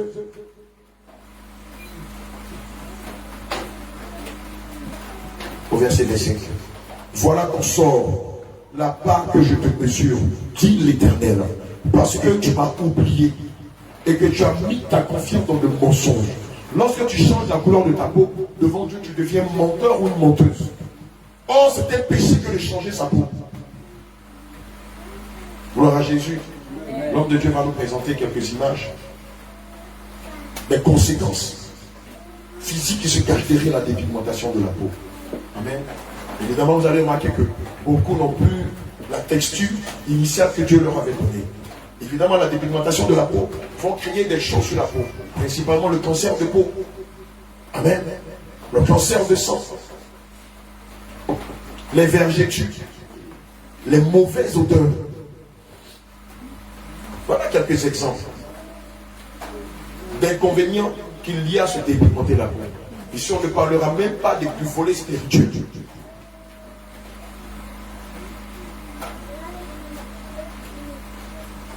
Alléluia. Voilà quelques effets pervers de la dépigmentation. Tu vas prendre H24 et évoquer le sang de Jésus. Le sang de Jésus n'est pas utilisé de façon vulgaire. Le sang de Jésus n'est pas utilisé sur des choses qui sont souillées d'avance. On peut utiliser le sang de Jésus sur la nourriture. Oui, Dieu est d'accord pour cela. On peut utiliser le sang de Jésus pour consacrer sa maison, pour consacrer son champ, pour consacrer son commerce. On peut utiliser le sang de Jésus pour consacrer ses enfants. On peut utiliser le sang de Jésus pour consacrer une activité. Mais vous ne pouvez pas utiliser le sang de Jésus sur des produits cosmétiques. Non, non, non, non, non, non. Ça vient de l'enfer. Ça vient du monde astral. Cosmétique vient de cosmos. Amen. Vient d'abord de cosmotologie, qui vient du cosmos. Toi qui étais petit, qui regardais les films sur le cosmos là. Qui venait du cosmos? Qui venait du cosmos? Pardon, faut me dire, je t'en prie. Qui venait du cosmos? Mon bien-aimé. Qui venait du cosmos? Quand on regardait les films de science-fiction, et puis on dit à des gens qui venaient du cosmos pour venir sur la Terre là, c'était qui venait du cosmos? C'était les anges. C'était les extraterrestres. Que Dieu vous bénisse. Voilà, produit qui écoutait du cosmos là, qui était fabriqué par les extraterrestres là. Tu penses que c'est pour t'en bénir? C'est pour te posséder. Toutes les femmes qui se dépigmentent la peau, malheureusement, sont possédées du 666. Alléluia. C'est ça le drame. C'est ça qu'on ne vous dit pas. Et vous allez remarquer que derrière la dépigmentation, il y a deux esprits terribles qui se cachent derrière la dépigmentation. Le premier esprit qui se cache derrière la dépigmentation, c'est l'esprit de la nudité. Une femme ne va jamais se dépigmenter la peau et se couvrir comme vous êtes couverte là ce matin. Non, non, non, non, non, non, non, non, non. Lorsqu'une femme se dépigmente la peau, c'est pour cette nudité. Et derrière l'esprit de la nudité, il y a aussi l'esprit de l'impudicité qui se cache derrière l'esprit de la dépigmentation. Demande à toutes les femmes qui se dépigmentent la peau. Tu penses qu'elle va mettre le voile? Tu penses qu'elle va porter des habits qui cachent ses bras, ses jambes? Non, elle va s'habiller en sexy. Elle va se déshabiller pour que tout le monde voit son teint qui frappe à midi. Son teint café cacao au lait. Mais la fin, c'est l'enfer. La fin, c'est la mort éternelle. Donc, toi qui m'entends, tu te dois de te repentir. Je t'en prie, réponds-toi. Non, moi aussi, je n'ai capable. Comment je l'ai marié? Qui t'a dit que c'est la dépigmentation qui donne le mari? C'est Jésus qui donne le mari. C'est Dieu qui donne le mari. Et ne donne qu'à ses filles qui sont vertueuses. C'est pas Tchacho. Sinon, tous les hommes allaient marier des femmes claires ou des femmes blanches. Alors, la mairie, vous allez remarquer même qu'à la mairie, là, c'est des femmes simplistes qu'on marie. Des femmes soumises, des femmes fidèles, des femmes intègres, des femmes qui ont la crainte de Dieu. Alléluia. Gloire à Jésus. Est-ce qu'une femme peut se maquiller? On voit des femmes qui se maquillent, qui se fardent. Tu veux leur donner témoignage? Ah d'accord, comme je l'ai vu debout. Amen. On voit des femmes qui se fardent, qui se maquillent. Quand elles ont un rendez-vous avec un homme, elles vont peindre leurs lèvres là, en train des Indiens qui vont combattre des cowboys. C'est rouge, c'est noir, c'est vert. Bouge les là comme ça. Toutes les couleurs d'Afrique africaine sont sur ses lèvres. Elles vont mettre fard. Tu vois, à un moment même il fait chaud. Elle transpire comme ça. Qu'elle va prendre? Elle va prendre l'octus là. Qu'elle fait comme ça. Tu as l'impression que sa peau là, ça quitte. Alléluia. Ah, Jésus. On dit au village de parler français terre à terre. Tu m'as pas compris? Qui n'a pas compris tout ce que j'ai dit là? N'oublie pas que la Côte d'Ivoire c'est un pays intellectuel. Même au village, tout le monde comprend le français. Amen. On n'est pas comme dans certains pays où le langage ou le français est difficile. Ici ça passe. Ça passe que pas là, ça passe. Non. Ça fait du bien à ton âme, non? Si ça fait du bien à ton âme, acclame le Seigneur Jésus. Alléluia. J'essaie d'être le plus terre à terre possible. Pour que le message passe. Sinon, c'est parler bon français là, Dieu. Ah, on va pas s'en sortir. Gloire à Jésus. Le langage est très simple. Le Seigneur est formel. Il ne veut pas que ses enfants changent la couleur de leur peau. Maintenant, si toi, tu sors d'ici que quelqu'un te dit tu peux te tchatcho, il faut lui dire, il n'a qu'à te montrer un verset qui recommande qu'on se tchatcho. Moi, mais c'est le premier. J'allais dans un magasin, j'ai vidé le magasin, tous les produits de tchatcho, ils mettent ça sur moi. J'ai commencé par cheveux là, et honte de tout ça. C'est absurde. Les bien-aimés voient que c'est écrit noir sur blanc, que Dieu interdit des choses, et puis vous dites non, c'est contextuel, c'est dans tel pays, c'est dans telle ville. Mais si c'est à Corinthe, pourquoi on n'a pas déchiré le riz de Corinthe pour donner aux Corinthiens? Si c'est avant seulement, pourquoi on n'a pas déchiré pour laisser ça quelque part avant là-bas? Et puis jusqu'à présent, ça continue d'exister. Quand il s'agit des 10 mains des offrandes, ils connaissent tous les versets qui en parlent. Mais quand il s'agit des lois morales ou des commandements de Dieu, ils ne savent pas de quoi il s'agit. Parce que ça ne les arrange pas. Selon eux, ça fait fuir les brebis. Mais qui a-t-il les brebis? N'est-ce pas Jésus? Si nous, on doit rappeler quelqu'un, nous qui sommes serviteurs de Dieu, n'est-ce pas le Dieu dont nous devons avoir la crainte? Toi, tu as peur de dire la vérité aux brebis du Seigneur parce que tu as plus peur des brebis que de Dieu qui t'appelle à le servir. Mais qui te jugera demain? Est-ce que c'est vous qui allez nous juger? N'est-ce pas Dieu qui nous a appelés?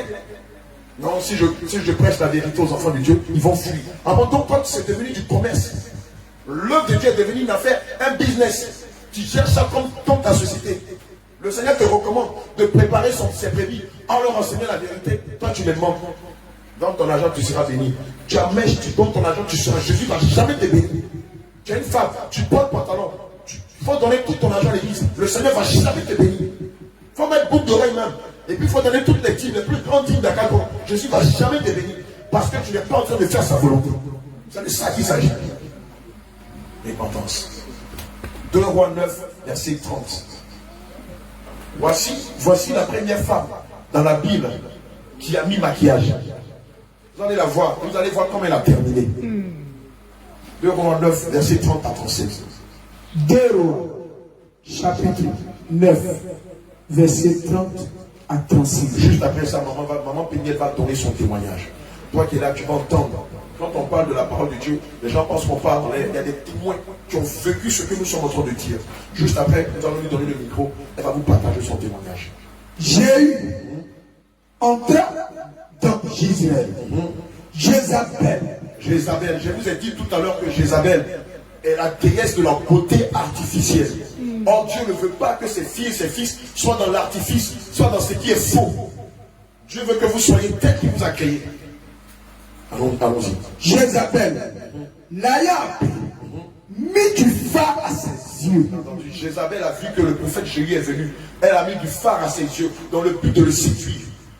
Sépara la tête et regarda par la fenêtre. Elle séparait la tête de faux cheveux. Comme Jéhu franchissait la porte, elle dit, est-ce la paix? Nouveau Zimri, assassin de son maître. Il leva le visage vers la fenêtre et dit, qui est pour moi? Qui? Et deux ou trois eunuques le regardaient en s'approchant de la fenêtre. Il dit, jetez-la en bas. Il la jetait. Il la jetait et il réjaillit de son sang sur la muraille, sur les chevaux. Jéhu la foula aux pieds. Puis il entra, mangea et but. Et il dit, allez voir cette maudite et enterrez-la. Vous avez entendu comment on l'a appelée? Cette femme Jézabel qui a mis de faux cheveux et qui a mis des phares à son visage. Dieu l'a qualifiée de femme maudite. Allons-y. Car elle est fille de roi. Il allait pour l'enterrer, mais il ne trouvait d'elle que le crâne. Regardez ce qui s'est passé. Écoutez très bien la suite. Il ne restait d'elle. Mais de façon exagérée. Ça, en année, on dit il y a bon sort. C'est-à-dire ça atteint un niveau là où quand tu la vois, tu as l'impression qu'effectivement, elle a un problème. On le voit souvent chez les prostituées ou chez les danseurs dans les bars ou dans les bistrots ou chez les serveuses dans les bars. À un certain niveau du péché, vous allez voir que les maquillages là dépassent même ce qui est normal même. Alléluia. Allons-y, s'il te plaît. Tu te pareras dormement. Tu mettras du phare à tes yeux. Écoute bien. Mais c'est en vain que tu t'embelliras. Mais c'est en vain que tu t'embellis. Tes amants te méprisent. Regardez ce que le Seigneur Jésus dit. Il dit tes amants. C'est qui les amants pour cette prostituée là? C'est les phares, c'est les maquillages, c'est les mascaras, c'est le cramoisi. Devant Dieu, ce sont des esprits. Et ces esprits-là t'en veulent. Ils veulent te tuer. Toi qui mets ces choses-là, ils t'en veulent. Ils n'attendent qu'un seul jour, le jour de ta mort. Et c'est quand tu vas mourir, tu sauras que tout ce qu'on t'avait enseigné était la vérité. Ah, derrière les maquillages, il y a des esprits. Et ces esprits-là, du son que vous mettez sur vos lèvres, n'attendent qu'un seul fait, la mort. Et vous allez les voir, et vous saurez qu'effectivement, derrière les maquillages, il y a des démons. Derrière les mascaras, il y a des démons. Mais comment j'ai pu me laisser tromper par des démons? Comment j'ai pu que, en m'embellissant, j'étais en train de me tuer, de me suicider? Alléluia. La dernière fête des parfums. On entend des gens qui disent, mais vous vous enseignez qu'on ne met pas de parfum. Mais si on ne met pas de parfum, on va sentir. Moi, ça fait des années que je ne mets pas de parfum. Tous ici présents, ça fait des années qu'on ne met pas de parfum. Oui. Pendant qu'on est là, tu as senti caca, tu as senti de la mauvaise odeur sur nous. Amen. Parfum, ça veut dire partir en fumée. Partir en fumée. Lorsque vous vous parfumez, cela veut dire partir en fumée. Mais qu'est-ce qu'ils vont fumer? C'est ton âme qui va fumer. Je veux rappeler à quelqu'un qu'il n'y a pas de différence entre les parfums que tu as mis aujourd'hui sur toi et les parfums qu'on va utiliser pour embaumer les morts. Quand vous allez dans une parfumerie, il n'y a pas un rayon parfum des vivants, il n'y a pas un rayon parfum des morts. Parfum loulou cacharel que tu as mis sur toi. C'est le même parfum qu'on va mettre sur un mort pour ne pas qu'il en peste. Pour ne pas qu'il sente mauvais. Alléluia. Mais c'est pas moi qui le dis, c'est écrit noir sur blanc dans la parole de Dieu. Gloire à Jésus. Gloire à Jésus. Amen. Lévitique 26, verset 31. Lévitique 26, verset 31, quelqu'un par exemple 30, verset 34 à 38. Alléluia. Tu peux demander à n'importe quelle femme qui a fait le monde. N'importe quelle femme qui a fait le monde. Vous qui avez fait le monde par le passé, lorsque tu voyais un homme qui sentait bon, quelles étaient les intentions pour lui? Ah bien aimé, je voudrais que tu parles s'il te plaît. On peut lui donner le micro s'il vous plaît. Quand tu voyais un homme qui sentait bon, quelles étaient tes intentions pour lui? C'est avant, on ne va pas prendre ça pour te condamner. Ton mari ne va pas te condamner, c'est ton passé. Donnez le micro si elle a une idée. Vous avez une idée? Pour un homme qui met les parfums, quand il passe, moi, j'ai envie de son parfum. Tu as envie de son parfum. Quand tu dis tu as envie de son parfum là, c'est-à-dire va un peu plus loin s'il te plaît. Il me séduit. Il te séduit, tu as envie d'avoir des rapports avec lui. C'est de ça qu'il s'agit, non? Demande à ma tante qui est à côté aussi. Elle dit quoi? Elle ne sait pas. Elle n'a pas fait le monde. Sinon, pour quelqu'un qui a fait le monde, elles seront unanimes sur ce point-là. Toutes les fois où elles voyaient un homme qui sentait bon, elles avaient le désir d'avoir des rapports avec lui. C'est de la séduction. Plusieurs parfums s'appellent séduction, non? Provocateur, XXZ, Scorpion, Dragon, Satan, le marabout, ange ou démon, mon guerrier, amour à mort, diabolique, alcoolique, mélancolique, scorpion, poison, meurtrier, sauvage. C'est comme ça que les parfums là s'appellent. Ça ne t'intrigue pas un peu. Tu ne t'es jamais posé la question de savoir mais pourquoi des parfums ont de tels noms. Oui, mon bien-aimé, tu as un témoignage que tu veux partager? Lévitique 26, verset 31. Exode 30, verset 34 à 38. Et puis quelqu'un garde aussi Jean 12, verset 3 à 7. Sur les parfums, on va s'arrêter là. Maman Pénètre va rapidement donner son témoignage et après, on va faire la prière. Oui, Lévitique 26, verset 31. Quelqu'un garde Exode 30, verset 34 à 38. Je réduirai vos villes en désert. Je ravagerai vos sanctuaires. Et je ne respirerai plus l'odeur agréable de vos parfums. À la base, ce que vous ne savez pas, c'est que c'est Dieu qui va inspirer les parfums. On va le voir tout à l'heure dans Exode 30, verset 34 à 38.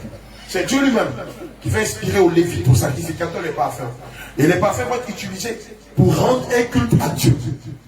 Exclusivement qu'à Dieu. Les parfums à la base n'étaient pas utilisés pour mettre sur soi le sentiment. C'était que pour rendre un culte à Dieu.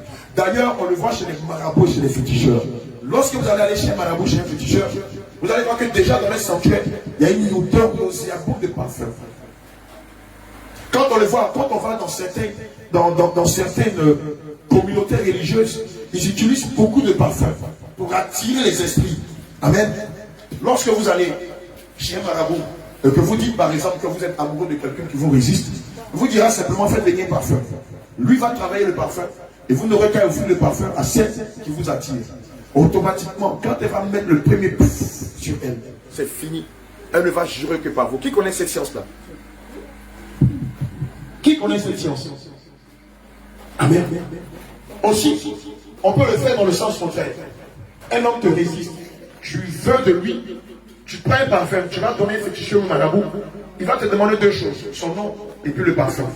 Ça, son nom lui suffira. Quand je dis son nom, c'est nom, prénom.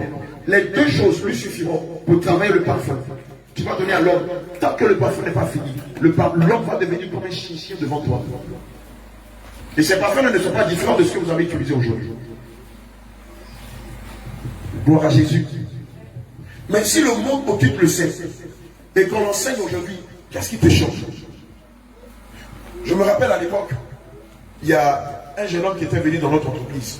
Il cherchait du travail. Et il a mis Nancy sur lui. Le parfum Nancy attire la faveur. Qui connaît ça? Il a mis Nancy sur lui. Tous ceux qui sont dans l'islam et dans certaines sectes le savent. Et quand il a arrivé au secrétariat, ma secrétaire lui a dit: ah, toi tu sais travailler. Tu vas jamais avoir travaillé Nancy qui t'habite chez toi. Moi, mon patron, il est pasteur. Mais je vous assure que le Nancy a embaumé toute la société. On aurait dit qu'on a fait venir un marabout dans la société. Maintenant, elle rentre en riant, elle y bosse. Il y a un marabout qui est venu chercher le travail. Mais si tu vois le parfum qu'il a mis là-dedans, tu ne pourras pas le recevoir. Je dis, bon, faites-le venir. Mais quand il est rentré, ça dit, quand ils ont ouvert la porte, l'odeur de Nancy là, avant même qu'il rentre, ça a déjà embaumé mon bureau. Quand il est venu, c'était gâté. Mais ça sentait mauvais. Je lui ai dit, jeune homme, tu n'as pas besoin de mettre Nancy sur toi pour avoir un travail. Confie-toi en l'Éternel. Il te donnera ce que ton cœur désire. Mais si Nancy donnait parfum, nous tous on a lâché Nancy pour avoir même des gros marchés, pour avoir travail. Mais marabout même qui t'a donné Nancy, ses enfants sont au chômage. Tu n'as pas compris que ce manque de toi. Bon, on n'a pas pu lui donner l'emploi. Vous imaginez quelqu'un comme ça dans la société de quelqu'un, ou dans la maison de quelqu'un, touche la Nancy. Mais un matin vous allez le chasser et rompre le contrat. Mais il n'y a pas que le Nancy. Il y a tous les parfums que vous utilisez. Il suffit seulement que vous amenez chez le marabout. Mais le piège derrière cela, c'est quoi? C'est ton âme. Parce qu'en agissant ici, tu pêches contre Dieu. C'est ça le drame. En agissant ici, tu pêches contre Dieu. Alléluia. Je le dis et je le répète, il n'y a pas le parfum pour les vivants, il n'y a pas le parfum pour les morts. Amour à mort que tu utilises pour mettre sur toi, pour que tu sentes bon, c'est le même amour à mort qu'on va mettre sur quelqu'un qui est mort aujourd'hui à l'instant même. Tu n'as pas compris quelque chose? On va t'expliquer ça tout à l'heure. Allons-y. Exode 30, verset 34 à 38. Exode, chapitre 30, verset 34 à 38. Alléluia. L'Éternel dit à Moïse, prends tes aromates, du stade, Alléluia. de l'ombre, odorant, du galvanium et de l'encens pur en partie égale. Tu feras avec cela un parfum composé selon l'art du parfumeur. Il sera salé, pur et sain. Tu réduiras en poudre et tu le mettras devant le témoignage dans la tente d'assignation où je me rencontrerai avec toi. Ce sera pour vous une chose très sainte. Vous ne ferez point pour vous de parfum semblable. Dans la même proportion, Nous avons entendu. vous le garderez comme saint et réservé pour l'Éternel. Vous ne ferez point pour vous de parfum semblable. Dans la même proportion, vous les regarderez comme saints. Ça veut dire quoi quand on vous dit vous les regarderez comme saints? Ça veut dire que vous n'avez pas le droit de le toucher. Ce n'est pas pour vous, c'est pour Dieu. Allons-y. Quiconque en fera de semblable Quiconque en fera de semblable pour le sentir pour le sentir. sera retranché de son peuple. Waouh. Mais quelqu'un m'a dit petit parfum. Petit parfum, je vais mettre sur moi là. Pour ça seulement Dieu dit que si je me parfume, il va m'ôter la vie. Mais c'est pas moi qui le dis, c'est écrit noir sur blanc. Mais ça, si on ne t'a pas enseigné, comment tu vas comprendre ce que Dieu aime et ce que Dieu n'aime pas? Alléluia. Mais dans toutes nos cultures, dans toutes nos cultures traditionnelles, il y a des cultes qui sont dédiés au parfum. Même ici, à Cameroun, si un féticheur, allez le voir, il a dans son sanctuaire plusieurs parfums qui sont dédiés aux esprits qu'il adore. Mais vous pensez que quand le petit chef va au marché pour acheter les parfums, il y a une différence entre ce qu'il achète et ce que vous mettez. Il y a 4 ou 5 ans, maman Christiane, je ne sais plus trop. On nous avait invités, puisque nous on est à Bassam. Moi personnellement je suis à Bassam. On m'avait invité pour désenvoûter la maison du plus grand sataniste de Bassam.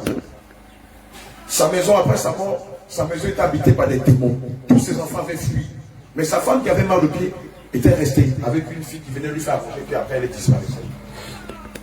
Et c'est lors de nos évangélisations qu'une dame va nous approcher pour nous dire: je souhaiterais que vous alliez rencontrer une maman qui a des problèmes de démons. Mais elle n'est pas rentrée dans les détails. Mais je vous assure, lorsqu'on est arrivé devant la maison, devant le seuil de la maison, l'Esprit de Dieu m'a dit: tu vas rentrer, mais n'aie pas peur, je serai avec toi.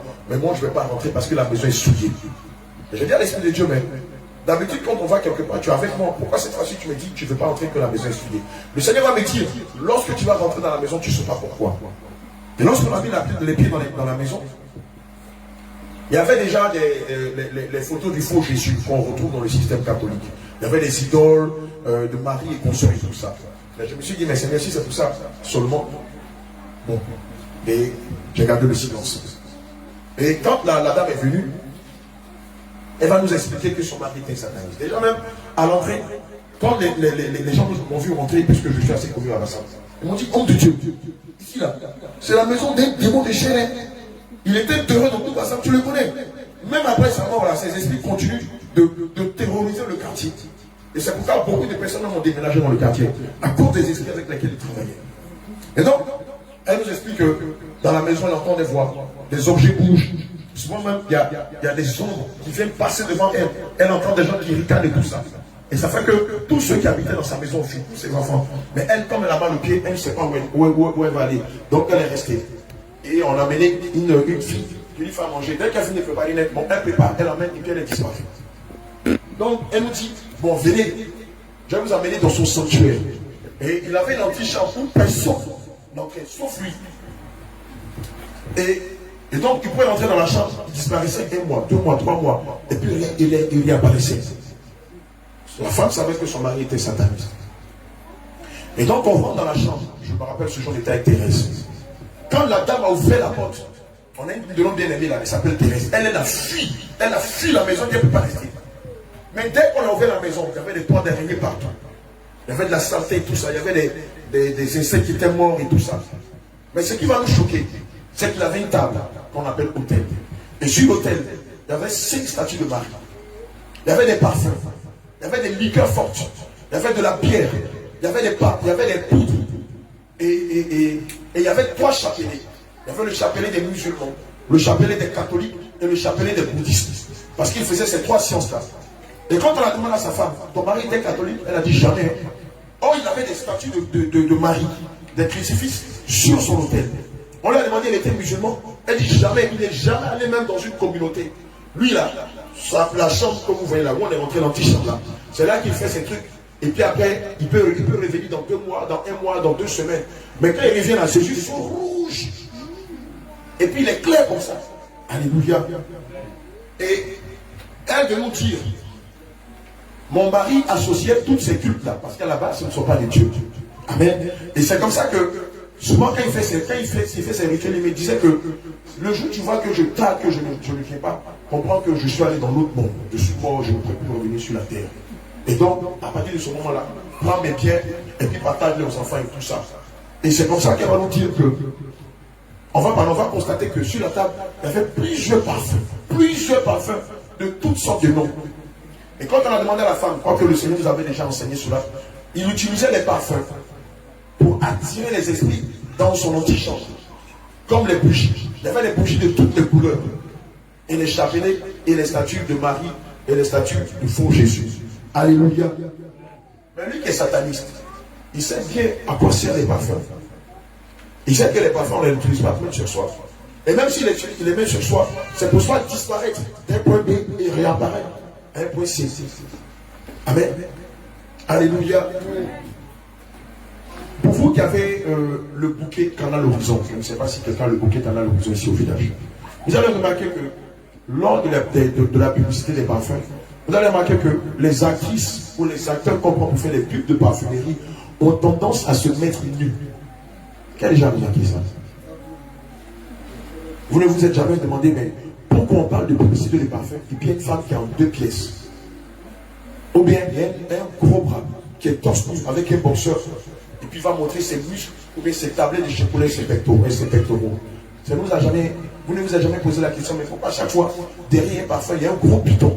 Tu vas voir une femme nue avec un gros piton au cou. Qui s'est déjà posé cette question? Amen. Alléluia. Mais parce que derrière les parfums, il y a la magie. Il y a la magie noire, la magie rouge, la magie verte et la magie blanche. Alléluia. L'esprit derrière les parfums, c'est pour envoûter les personnes que vous êtes. Lorsque vous vous parfumez, vous savez ce qui va se passer. Votre âme va être fragilisée. Donc pour prier, ce sera difficile. Pour jeûner, ce sera difficile. Vous serez attaché aux œuvres de la chair, aux œuvres de l'esprit. Alléluia. C'est de ça qu'il s'agit. Amen. Le diable ne crée pas les parfums pour vous faire plaisir. Non. C'est pour affecter vos âmes. C'est ça son but derrière. Alléluia. Quelqu'un va me dire, mais est-ce que Marie de Magdala n'a pas parfumé les pieds du Seigneur Jésus? Oui, elle a parfumé les pieds du Seigneur Jésus. C'est la vérité. On le voit dans le livre de Jean 3, Jean 12, verset 3 à 7. Marie, ayant pris une livre de parfum de nard pur, de grand prix, oignit les pieds de Jésus. Et elle lui essuia les pieds avec ses cheveux. Et la maison fut remplie de l'odeur du parfum. Un des disciples, Judas Iscariote, fils de Simon, celui qui devait le livrer dit, pourquoi n'a-t-on pas vendu ce parfum de 3 à 300 deniers pour le donner aux pauvres? Il disait cela, non pas qu'il se mit en peine des pauvres, mais parce qu'il était voleur. Et que tenant la bourse, il prenait ce qu'il lui mettait. J'ai bien envie de demander à quelqu'un, Marie de Magdala, quelle était sa nature? Oui. Elle était une prostituée. Est-ce que Marie de Magdala faisait partie des femmes vertueuses? Non. Marie de Magdala était une prostituée. Et chez les prostituées, il est normal d'utiliser les parfums. Vous savez pourquoi les prostituées utilisent les parfums? Elles utilisent les parfums, elles les mettent sur le lit. Et ça augmente la sexualité de leurs clients. Qui a déjà été musulman ici avant de donner sa vie à Jésus? Les musulmans, c'est quelque chose qui est répandu. Les femmes musulmanes vont acheter des parfums pour travailler leur lit. Ainsi, le mari qui a 2, 3, 4 femmes, lorsqu'il vient vers elle, ne peut pas se passer d'elle. Donc, s'il devait faire un coup avec elle, il va faire 3, 4 coups avec elle. Après, il est tellement épuisé qu'il ne peut plus aller voir Mawa. Il ne peut plus aller voir Adja.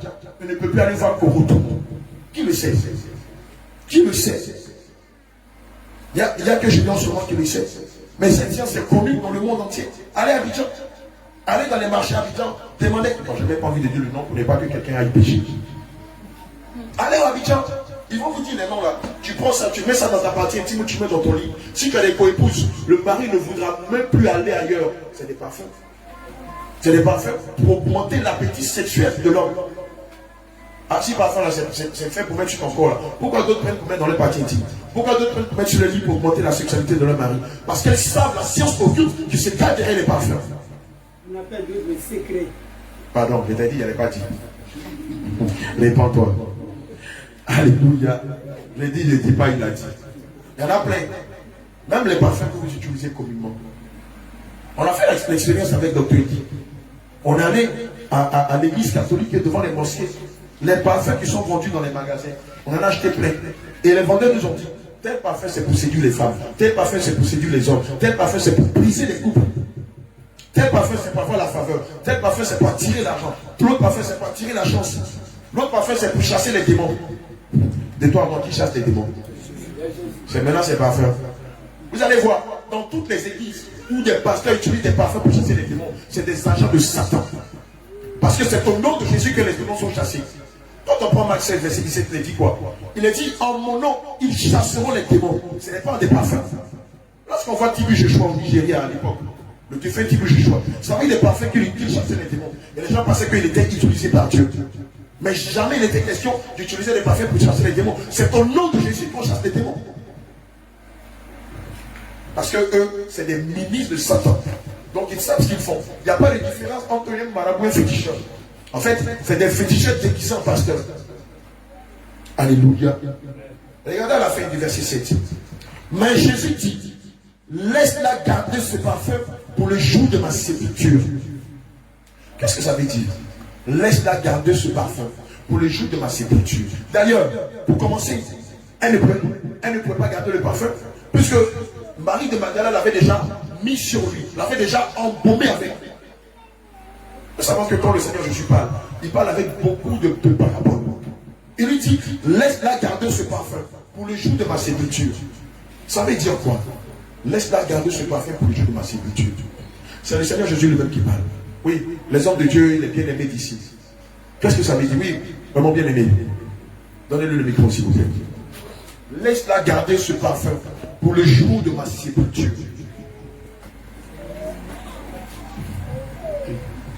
Bon, moi je comprends que l'Éternel a déjà prévu, c'était déjà prévu pour que ça arrive. Amen. Et dans votre exposé, vous avez déjà dit que les parfums étaient utilisés par les saints. Et lui-même Dieu, si Marie Magdala vient lui embaumer déjà, ça veut dire que c'est un sacrifice des saints, des saintetés. Amen. Et d'abord, il a dit encore, la fin des temps, quand son temps va arriver, elle va l'utiliser pour venir embaumer son corps. Amen. D'accord. Et qu'est-ce que ça veut dire embaumer son corps? Ça veut dire quoi, embaumer son corps? Est-ce qu'on peut embaumer le corps d'un vivant? Non, d'un mort. C'est le corps d'un mort qu'on embaume. Oui. C'est ça, non? Et sa sépulture, qu'est-ce que ça veut dire sépulture? Oui, Péniel. Pour le jour de ma sépulture. Le jour de son ensevelissement. Le jour de son enterrement. Le Seigneur Jésus est en train de dire que lorsqu'on va m'arrêter, vous n'aurez pas le temps de mettre des parfums sur mon corps. Et c'est pourquoi moi-même je vais attirer Marie de Magdala pour le faire en prélude de ma mort. Clair. Et ce qui veut dire quoi? C'est aux morts qu'on met les parfums, pas aux vivants. C'est aux morts. Maintenant, toi qui continues de te parfumer, tu es vivant, tu es mort. Toi, cela la réponse. Moi, je t'appelle à la repentance. Acclame le Seigneur Jésus. Amen. Je termine. Alléluia. Voici le type de parfum que le Seigneur veut qu'on utilise pour nous. Amen. Prends Galates 5, verset 22. Galates 5, verset 22. Tu prends aussi Apocalypse 5, verset 8. Amen. Quand on dit que quelqu'un a un parfum de bonne odeur, qu'est-ce que ça veut dire? En bon français, quand on dit que quelqu'un sent bon, en bon français, ça veut dire quoi? Ça veut dire qu'il a un bon témoignage. Quand on dit que quelqu'un a un parfum de bonne odeur, ça veut dire qu'il a un bon témoignage. On le dit souvent, on le dit le plus souvent des femmes. Quand on a envie de marier quelqu'un, on dit, cette femme-là, elle est parfum de bonne odeur. Ça veut dire qu'elle a reçu une bonne éducation. Ça veut dire que celle-là, si tu la maries, tu ne vas pas regretter. Ça ne veut pas dire qu'elle a mis Loulou Kacharel sur elle. Ça ne veut pas dire qu'elle a mis Monternet sur elle. Ça ne veut pas dire qu'elle a mis Amour à mort ou bien Nancy sur elle. C'est pas ce que ça veut dire. Ça veut dire que c'est une femme de référence. C'est une femme vertueuse. C'est une femme de qualité. Elle est d'un parfum de bonne odeur. Je peux l'épouser. Alléluia. Gloire à Jésus. Amen. Quelqu'un peut prendre Galates 5, verset 22. Voici le type de parfum que vous, chrétiens, devez porter sur vous. Galates, chapitre 5, verset 22. Amen. Mais le fruit de l'esprit, c'est l'amour. Voici le premier parfum que vous devez porter. La joie. Alors doucement. Le premier parfum que vous devez porter, c'est l'amour. Voici le type de parfum que vous devez avoir sur vous. Amen. L'amour pour la parole de Dieu. L'amour pour ton prochain. L'amour aussi pour ton ennemi. Si tu mets tous les plus grands parfums du monde, que tu n'as pas l'amour pour Dieu, tu n'as pas l'amour pour ton ennemi, c'est un parfum de mauvais odeur que tu as mis sur toi. Alléluia. Ensuite, un autre parfum. La joie. Le Seigneur nous enseigne d'être toujours joyeux, nous qui sommes chrétiens. Quelle que soit l'adversité, quelle que soit la situation, quel que soit le désert que tu traverses, le Seigneur Jésus dit, sois toujours joyeux. Mon Dieu, je tiens la bague, ne t'inquiète de rien. Troisième parfum. La paix. Un chrétien est quelqu'un qui est toujours en paix. C'est pas, faut lui donner la chaudière. Donne coup de poing. Lui là même, sa bouche casse bouche là. Non, le langage de chrétien ne doit pas être celui-ci. Il doit être un pacificateur, un homme de paix, une femme de paix. Quatrième parfum. La patience. Tout chrétien doit être patient. Voici les parfums que vous devez avoir sur vous. Cinquième parfum. La bonté. Vous devez être bon de cœur. Non pas seulement vis-à-vis de ceux qui sont bons avec vous, mais même ceux qui sont méchants avec vous. Soyez bons vis-à-vis d'eux. La bénignité. La bénignité, c'est-à-dire que tu es gentil jusqu'on dit vous les bêtes. C'est-à-dire la gentillesse extrême. Alléluia. La fidélité. Tout chrétien, marié ou pas marié, doit être fidèle. Fidèle d'abord à Dieu. Fidèle à son conjoint ou à sa conjointe. Voici le type de parfum que vous devez mettre sur vous. Allons-y. La douceur. La tempérance. La tempérance. La loi n'est pas contre ces choses. C'est fini. Voici les 9 types de parfums que vous devez avoir au quotidien sur vous. Non pas amour à mort, non pas monguerlet, non pas scorpion, non pas dragon, non pas ange ou démon. Non, non, non, non. Non pas, je sais pas moi, il y en a tellement. Marabout. Toi, tu es chrétien, tu mets parfum, ça s'appelle marabout. Et tu penses que l'Esprit de Dieu va accepter que son fils porte quelque chose qui s'appelle marabout. Donc il s'appelle à mort. Ils sont en train de te dire qu'ils veulent te tuer. Ils t'ont mis à mort. Et puis toi tu mets ça à mort. Ton parfum sans bon, hein. Ah ça c'est bon, à mort, hein. Ça vient de France. Et puis tu joues les orgueils, tu es fier de toi. L'importance. Amen. Amen. Apocalypse 5, verset 8. On termine par là. Apocalypse chapitre 5, verset 8. Amen.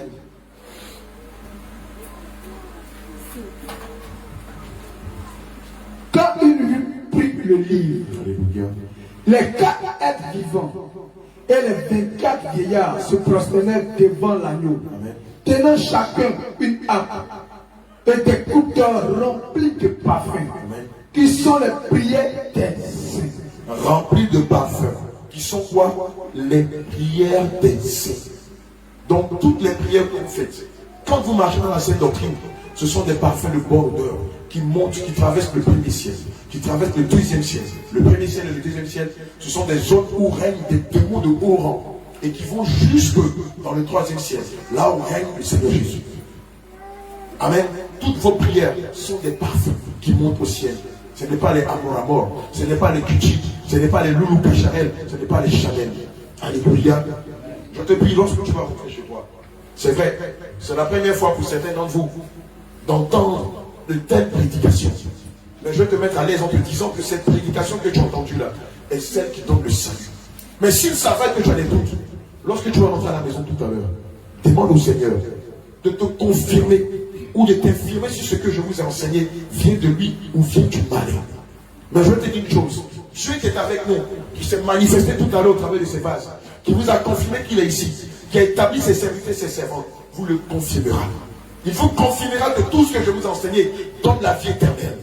Si tu aimes la vie éternelle, tu vas t'attacher à cette vérité-là. Mais si tu n'aimes pas la vie éternelle, tu vas raisonner, mais malheur à toi. Le film d'aujourd'hui est en train d'être filmé, d'être tenu.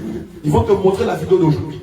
L'ange de l'Éternel te dira, mais n'avons-nous pas amené nos serviteurs, nos servantes? L'Éternel n'a-t-il pas amené ses serviteurs, ses servantes pour te mettre au large, pour éviter que tu tombes dans les pieds de Satan? Et Satan dira, oui, l'homme de Dieu avait dit, mais j'ai endurci son cœur pour ne pas qu'il écoute la voix de l'Éternel. J'ai endurci son cœur pour ne pas qu'il cherche le chemin étroit et resserré qui conduit au ciel. J'ai mis devant toi la vie et la mort, la malédiction et la bénédiction. J'ai mis devant toi la vie éternelle et la mort éternelle. Choisis, mais mon Dieu, je veux que tu choisisses la vie éternelle afin que tu vives. Que le Seigneur vous bénisse. Alléluia.